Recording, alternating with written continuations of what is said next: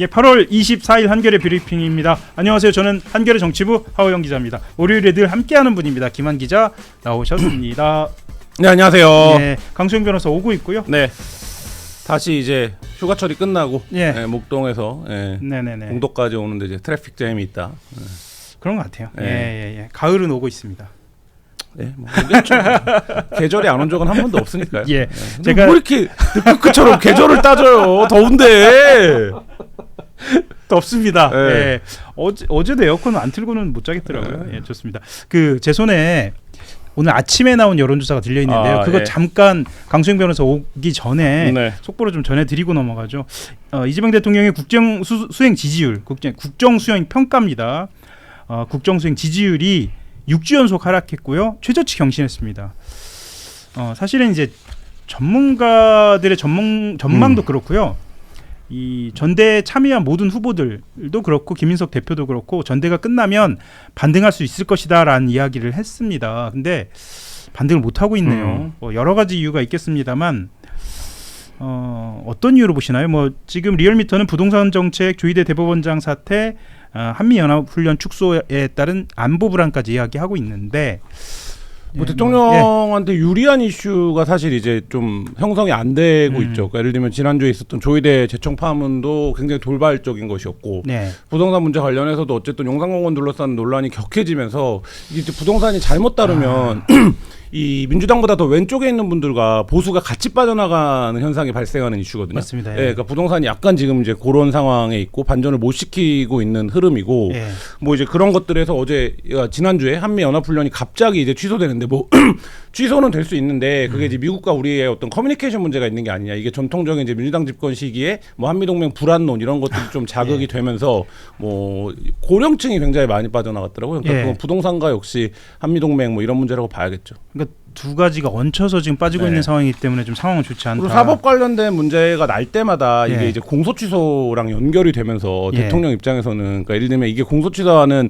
인가적으로는 상관이 없는 문제인데도 그것까지 방어해야 되는 상황, 이게 프레임이거든요.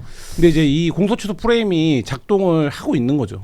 그러니까 뭐만 하면 저 공소 취소 때문에 그러는 거 아니냐, 이렇게 이제 연결을 시키는 국민의힘의 어떤 그 선전 같은 플레이가 보기에는 저게 말이 안 되는데라고 얘기를 하더라도 일반 사람들이 보기에는 그렇지 않다라는 게 사법 관련 이슈 때마다 좀 반복되는 것 같습니다. 중도층을 중심으로 해서 여론은 그렇게 그걸 현실로 받아들이고 이제 돌파구를 마련을 해야 할 것 같은데, 사실은 이제 시계열로 보면은 주 후반으로 가면서는 30%대로 떨어져요. 이게 숫자가 이렇게 중요하냐라고 볼 수도 있겠지만 실제로 국정 동력을 유지하기 위해서는 40%의 지지율이라는 의미가, 그러니까 숫자의 의미가 좀 중요한 것 같은데 이러다가 이제 30%대로 떨어지는 거 아니냐, 위험 신호가 있어 보입니다. 근데 아까 말씀하셨던 것처럼 부동산 정책이라든가 사법 이슈, 안보 불안 다 말씀을 하셨는데 일부에서는 일 열심히 하는 것만으로는 안 된다 그러면서 이게 핵심 지지층 이탈이다라는 이야기를 또 오늘 아침에 김어준 뉴스공장에서 거듭, 그리고 저는 의미가 있어 보이는 게 리얼미터 이택수 대표와 같이 그 얘기를 했습니다. 이거 우리도 좀 반복적으로 하는 얘기인 것 같습니다만 주의 주장이에요. 그러니까 예를 들면 분포로 확인되지 않는 거고, 지금 제일 많이 빠진 게 70대인데 핵심 지지층도 빠졌으리라고 봅니다. 이렇게 지지율이 하락 국면이면 핵심이든 비핵심이든 본질이든 비본질이든 빠진 거죠. 빠진 건데 그 자체를 받아들여야지. 이거의 성분비를 해석되지 않는 숫자들을 놓고 분석하는 거는 본인들의 어떤 정념적인 주장에 가깝다, 이런 생각 들고요. 전남, 광주, 전북이 많이 빠졌고 이 부분을 코어라고 하면 코어라고 할 수 있겠죠. 전남, 광주는 이제 코어니까. 근데 이제 어쨌든 지금 고령층에서 많이 빠지고 50대, 30대가 빠졌고 40대는 지금 확인이 안 돼요. 그러면 이제 일관적인 흐름은 아니라는 거예요. 민주당의 가장 강력한 지지층이 4050인데 50은 좀 빠지고 40은 안 빠졌다. 이거는 이슈 영향이 있다라고 봐야 되는 측면이 있는 거고.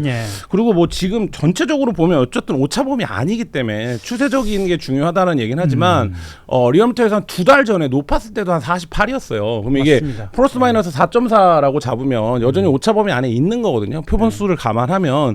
사실 이제 그런 부분에서 추세적으로 이런 부분들을 유의해야지, 유념해야지라고 하는 정도로 파악을 해야지, 이거를 갖고 무슨 절대값이 있는 것처럼 코어 지지층이라는 이렇게 얘기하는 거는 저는 바람직한 분석은 아닌 것 같다는 생각이 듭니다. 알겠습니다. 그래서 조금 더 부언을 하자면 정청 대표와 더욱 자주 만나야 한다. 뭐 이런 메시지도 좀 전달이 됐고요.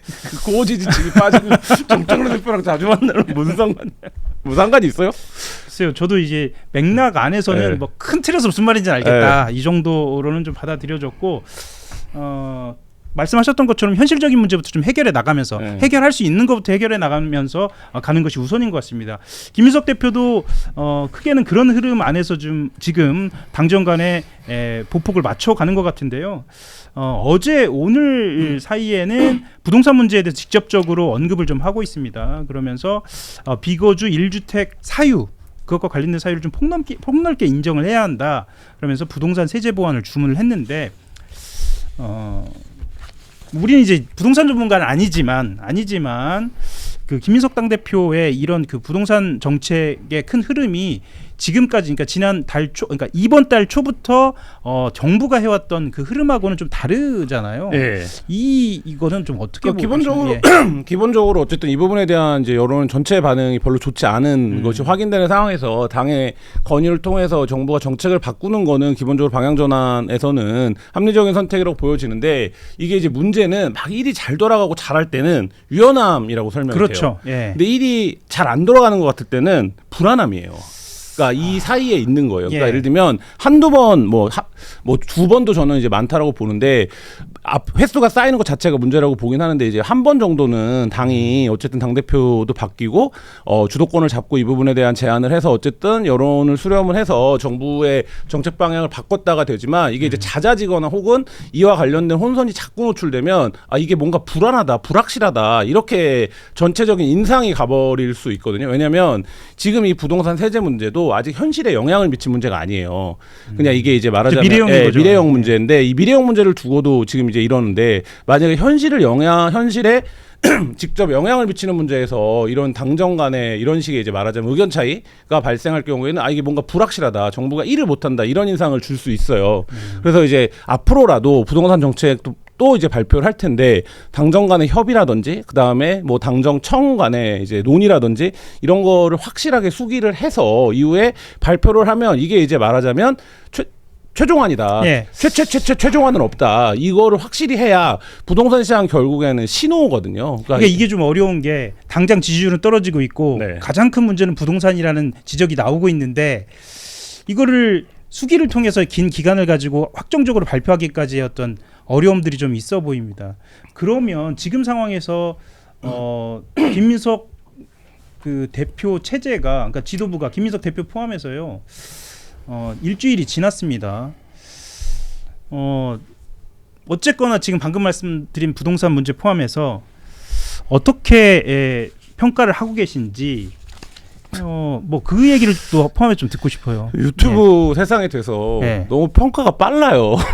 일주일에 뭔 평가를 해요. 일주일이면 인사도 아니고 밥 먹고 이러는 거지. 제가 왜 이 이야기를 드리냐면 지난 주말 전부터 다 막 이틀 되고 3일 됐는데 뭐 평가를 해 뭘 평가해요, 평가하긴. 그 사실 왜 이 질문이 나오는지 저도 생각을 해봤는데 컨벤션 효과라는 게 좀 있잖아요. 그러니까 예를 들면 전당대회가 끝났는데 전당대회 끝나면 대표 지지율은 좀 올라갈 것이고 당연히 민주당 지지율도 고공행진할 것이다라고 생각했는데 제가 아까 그 리얼미터 자료에서 더 말씀드리지 못한 대목이긴 한데 민주당 지지율도 떨어지고 대통령 지지율도 좀 빠졌단 말이죠. 그러니까 지금 방금 말씀드린 그 부동산 문제에 있어서도 어쨌든 이견을 조정해가는 과정에 있고.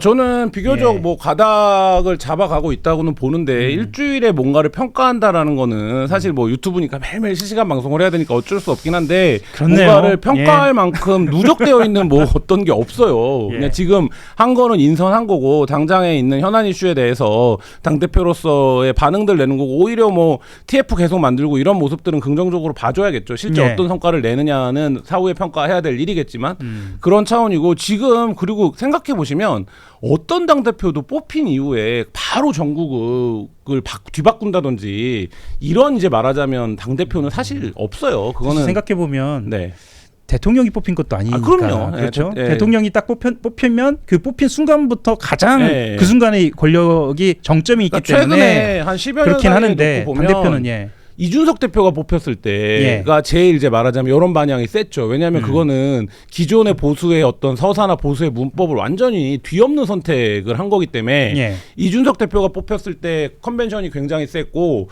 그 이후에 당대표들은 사실 당대표가 뽑혔다라는 것만으로 그렇게 컨벤션이 뽑히자마자 나는 경우는 왜냐하면 그런 경우는 어떤 경우냐면 대선 직전 그러니까 예를 들면 이 사람이 대선에 나올 수 있겠다. 물론 이제 분리되어 있지만 뭐 이런 정도 아니면 사실 이제 그렇게까지 컨벤션을 기대하기는 어렵고 지금 이제 보여지는 건 어쨌든 지지층 분열에서 이제 냉담자들이 발생을 하기 시작한 거잖아요. 그러니까 이 냉담자들이 빠지는 거 이게 이제 중요한 거라고 봐야겠죠. 채팅창에서도 법안 73개 통과한 건 이야기 안 함? 뭐 이렇게 하면서 들어서자마자 뭔가 성과가 있다. 이 유튜브 방송들의 문제라고요. 포지티브한 거 하나도 얘기 안 하고 맨날 뭐를 물어뜯을 거 없을까? 헐뜯을 거 없을까? 제가 제일 욕한 게 아닐까? 이것만 지금 하고 있으니까 저널리즘이 이렇게 사나워진 거 아닙니까? 채팅창에는 뭐 김환 민주당의 미래 뭐 이런 이야기도 나옵니다. 왜 이런 이야기가 나오는지 오셨습니다. 미래가. 미래가 오셨네요. 강소영 변호사 오셨습니다. 안녕하세요, 강소영입니다. 죄송합니다. 입니다.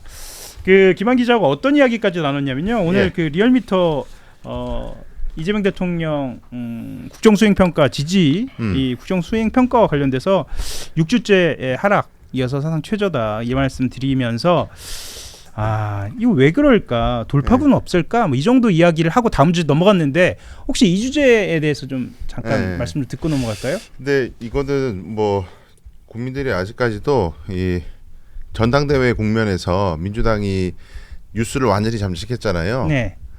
그 상황에서 크게 안 벗어나 있다 아직까지. 우리가 원하는 거, 우리가 고쳐야 될 거는 내 삶에서 마주하는 문제들은 전혀 다른 건데. 제가 어제도 서울 이제 이사 왔잖아요. 제가 이제 수도권에. 이제 제가 고향 시민입니다. 고향 시민. 해가지고 오랜만에 이제 이 수도권에 거주하는 친구들 여럿을 만나서 이 얘기를 나눠보니까 40대들이에요. 40대 50대는 민주당의 중추적인 지지층이잖아요. 근데 그들이 다 하는 얘기가 우리 집 못 살 것 같다. 집은 못 살 것 같고 집을 못 사면 영원히 이 격차는 좁혀지지 않을 것 같고 우리는 죽을 때까지 이자 갚다가 죽어야 될 것 같다.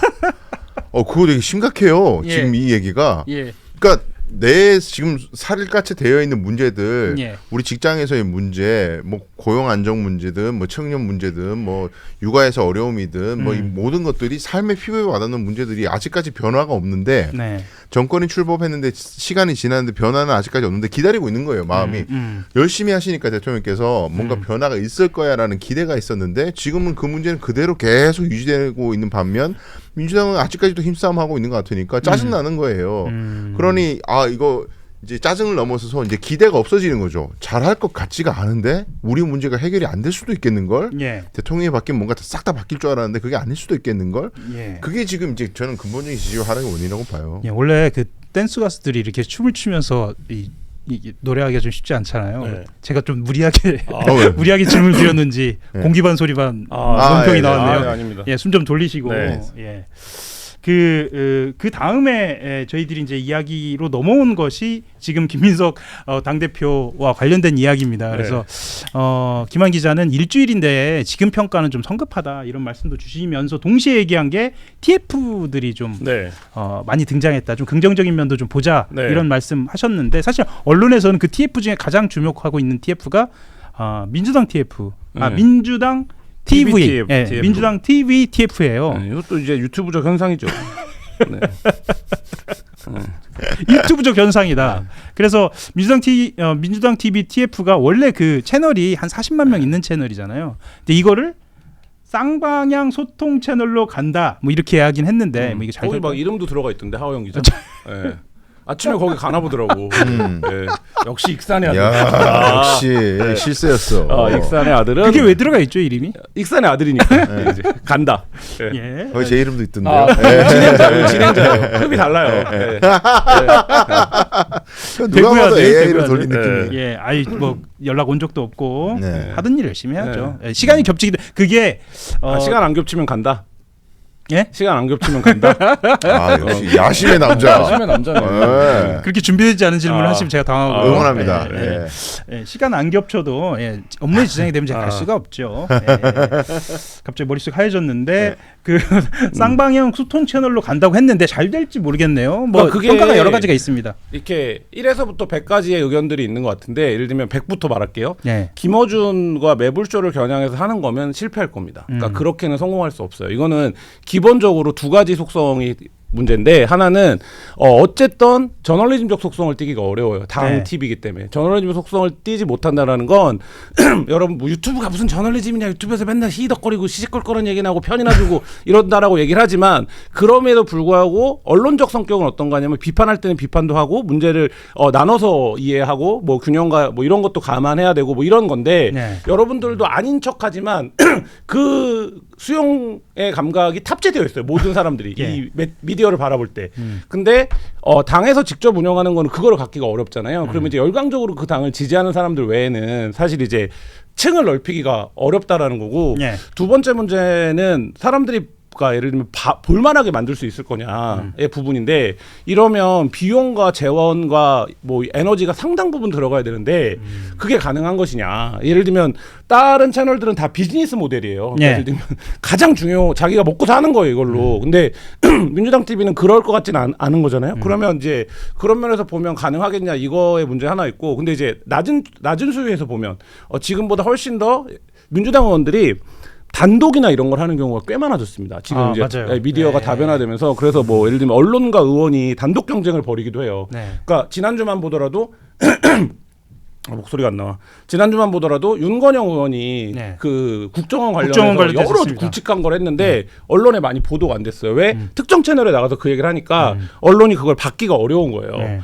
근데 만약에 이거를 아침 7시에 자기 채널에 나와서 민주당 채널에 나와서 해서 빵 한다. 그러면 공보효과나 이런 거가 훨씬 두드러질 수 있겠죠. 예를 들면 그런 발군의 활약을 하는 의원들이 있어요. 그럼 민주당이 당대표 차원에서 그 가름말을 타는 거죠. 예를 들면 모든 언론이 받을 법한 예를 들면 굵직한 사회 이슈나 현안 관련된 문제에서 단독이나 고발성을 할 때 반드시 우리 채널에서 1차적으로 소스를 한다라고 하는 방식으로 가면 매번 흥할 수는 없겠지만 그런 국면에서는 굉장히 빛을 발할 수도 있겠죠. 그러니까 이제 요 전략을 잘 세워야 될 거라고 봐요. 근데 어쨌든 기본적으로 민주당 TV 채널은 언론의 속성을 갖기 힘든 우리가 언론을 비판할 때 제일 고약한 비판이 뭡니까? 기관지냐? 그렇죠. 근데 이거 기관지란 말이에요. 그러니까 그건 공식 기관지죠? 공식 기관지예요. 그러니까 언론의 어떤 면과 충돌하는 점이 있기 때문에 그런 방식의 사고가 아니라 당의 공보 기능이라든지 그다음에 당이 일부 수행하고 있는 그러니까 1차 추적 그러니까 1차 속도로서 이제 수행하고 있는 어떤 역할들을 극대화한다. 이런 방향의 전략이라면 저는 뭐 그거는 유의미하게 성공할 수 있을 거라고 봅니다. 네, 뭐 김남준 의원도 그렇고 이 태스크포스를 맡고 있는 관계자는 이거 예능 아니라 다큐다 뭐 이런 이야기를 얼핏 하기도 했는데 어떻게 보시나요? 그러니까 이제 타겟을 잘 정해야 되겠다는 생각이 듭니다. 새벽 방송으로 라이브를 한다는 거는 우리 시사와 정치에 관심이 있는 많은 분들은 오전이 이제 황금 시간대죠. 그렇죠. 특히 출근하기 전에 출근 준비할 때 들으시고 또 출근하는 길에 혹시 차로 이동하시는 분들은 차 안에서도 들으시고 하는데 그 라이브 방송을 듣는 분들은 여야 가릴 것 없이 시사를 전반적으로 정리하기를 원하고 찬반 토론을 보기를 원해요. 또 뭐 김호준 방송 보시는 분들은 토론이 아니라 뭐 한쪽 방향 듣고 싶어 하시는 분도 있겠지만 그런데 이미 그렇게 자기가 어느 매체를 보고 나는 이 매체에서 정보를 습득해 거의 정해져 있잖아요. 시사 관심 있는 분들이. 근데 그 시간에 라이브로 비집고 들어와가지고 이제 그거 보지 말고 우리 방송 봐 하기는 쉽지 않다. 쉽지 않다. 매우 어렵습니다. 그건 뭐 누구를 섭외하더라도 매우 어렵고 그래서 목표 지점을 좀 바꿨으면 좋겠어요. 그러니까 라이브 방송을 해가지고 이제부터 뉴스는 우리 거 봐. 그거는 언론사하고 경쟁하는 거는 적절하지 않은 것 같고 차라리 그 언론에 좀 더 민주당 의원들이 적극적으로 가서 이야기를 더 하게 하는 게 맞고 또 그렇게 언론에서 얘기했을 때 그냥 뻔할 뻔짜 그냥 물에 물 탄 듯한 그냥 공장님 말씀하지 말고 후킹할 수 있게 좀 강하게 얘기해라. 이거는 트레이닝을 받아야 돼요. 현역 의원들이 유튜브 생태계에서 살아남을 수 있게 스피칭 연습을 해야 됩니다. 그럼 매우 부족해요. 제가 보기에는. 뭐 제 잘한다고 자랑하는 거 아니고요. 자랑하는 것 같은데요. 조금 그런 면도 있고요. 그래서 자랑할 때는 사투리 쓴다. 그래서 저는 목표 지점을 어디로 뒀으면 좋겠냐면 라이브 방송이 아니고요. 라이브 방송이 아니라 쇼츠가 많이 따져야 돼요. 그리고 쇼츠는 1분에서 3분 사이잖아요. 그 플랫폼으로 다른 플랫폼을 지향하는 거네요. 그렇죠. 예. 그리고 오전에 나왔던 예를 들면 김어준의 뉴스공장과 경쟁해서 뭔가를 하고 싶다면 그 동시간대를 시청자를 뺏어올 생각을 하시기보다는 시간이 늦어도 상관없다. 생방송이 아니어도 상관없다. 오늘 아침에 김어준 씨가 이런 얘기를 했는데 그거 아니다. 반박을 하는 거예요. 찰지게. 네. 저 잘못된 프레임 이미 설정이다. 대안까지 마련하고 역시 그 뭔가 진행자다운 네. 느낌이네요. 그래서 유튜브에 나오는 이야기에 의제 설정이 잘못됐다고 하는 판단이 든다면 그걸 먼저 하거나 겹치게 한다고 해서 되지가 않고 네. 그걸 비판을 찰지게 하라는 거예요. 짧고 굵게 사람들이 각인되게. 그게 필요하다고 봅니다. 프랑스를 대표하는 명문악단 메스 그랑테스트 국립 오케스트라가 한불수교 140주년을 기념하여 한국을 찾습니다. 이번 공연은 다비트 랄란트의 지휘와 피아니스트 신창용의 협연으로 꾸며집니다. 프로그램은 드뷔시 목신의 우유 전주곡, 라흐마니노프 피아노 협주곡 제3번, 드뷔시의 바다, 라벨의 라발스입니다. 프랑스 음악의 우아함과 낭만주의 협주곡의 뜨거운 열정을 한 무대에서 만날 수 있는 특별한 시간을 함께하세요. 이번 공연은 2026 9월 16일 오후 7시 30분 예술의 전당 콘서트홀에 열립니다. 많은 관심 부탁드립니다.